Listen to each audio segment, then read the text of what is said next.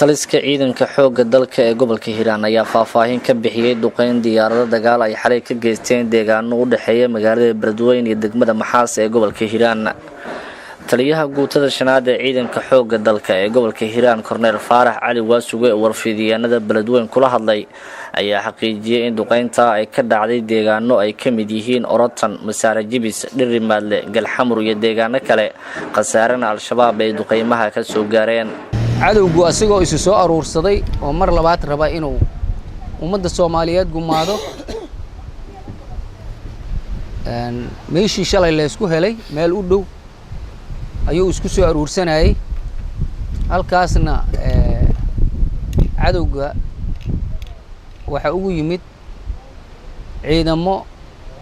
ka tirsan xoogga dalka Soomaaliyeed oo danab ah iyo nimankii saaxiibadeena oo la kaalmeynayay halkaas cadowga waa lagu garaacay dhibaato badan ku gaartay waxa looga gubay 3 gaari dhimasho badan iyo hub badan oo la baabi'ina way jiraan saldhigay meesha ku lahaayeen geerida hadda waxaana loo soo sheegay ilaa 40 qof inay meesha ku dhimatay oo cadowga al-shabaab ah ayaguna way kala yaaceen oo duurkay u kala carareen wixii ka haray iyo wixii dhaawacaba haddana waa lagu maqan yahay oo ciidamadeena ciidan kamid ah ayaa ku maqan oo raba inay baacsadaan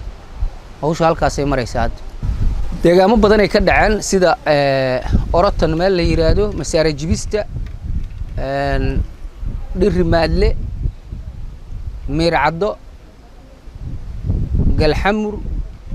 Wadgaley Afridood intaasba duqeyntu waa ka dhacday sheegay ilaa 40 qofood oo meeshaas uga dhimatay maleeshiyaadka al-shabaab oo rag madaxa oo la magac dhibay ay ku jiraan haddana qasaarooyinka kale oo meelaha kale la duqeeyana wali way noo dhimatay oo ma la gaarin oo intelligence-geeni iyo ciidamadeeniba ma gaarin.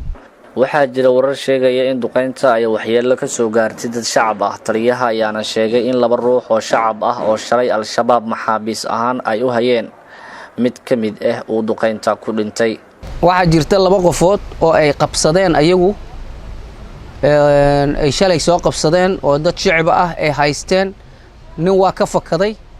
ninna ayagu duqeyntii kula dhintay. dhanka al-shabaab wax war ah kama aysan soo saarin duqeymihii 24 saac la soo dhaafay ka dhacay